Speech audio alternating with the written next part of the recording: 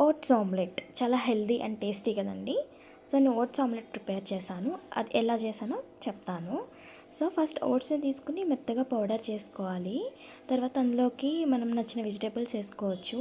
నేనైతే palak, carrot, onion, chillies, coriander leaves, garlic and curry leaves అయితే వేసుకున్నాను. వీటన్నిటిని సన్నగా చాప్ చేసుకొని ఫస్ట్ ఆల్రెడీ మనం మిక్సీ చేసుకున్న ఓట్స్ పౌడర్ వేసుకొని ఈ వెజిటబుల్స్ అన్నిటిని యాడ్ చేసుకోవాలి. సో ఈ రెసిపీ చాలా టేస్టీగా ఉంటుంది, హెల్తీగా కూడా ఉంటుంది. మీకు కూడా నచ్చితే ఒకసారి ట్రై చేయండి. నాకు కమెంట్ సెక్షన్లో తెలపండి ఎలా ఉందనేది. సో తర్వాత నేను ఇందులోకి ఉప్పు, కారం కూడా యాడ్ చేసుకున్నాను. కారం కొంచెమే యాడ్ చేసుకున్నాను. సో ఎందుకంటే నేను ఆల్రెడీ చిల్లీస్ వేసుకున్నాను కాబట్టి మీరు ఇంకా కావాలంటే స్పైసెస్ యాడ్ చేసుకోవచ్చు.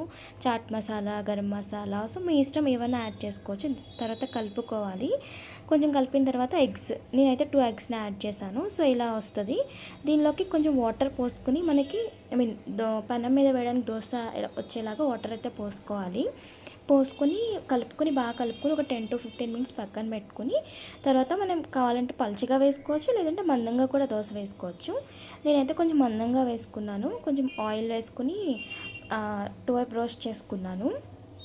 సో ఎంతో healthy and tasty oats omelette అయితే రెడీ అయిపోయింది. నచ్చితే ఫాలో చేయండి.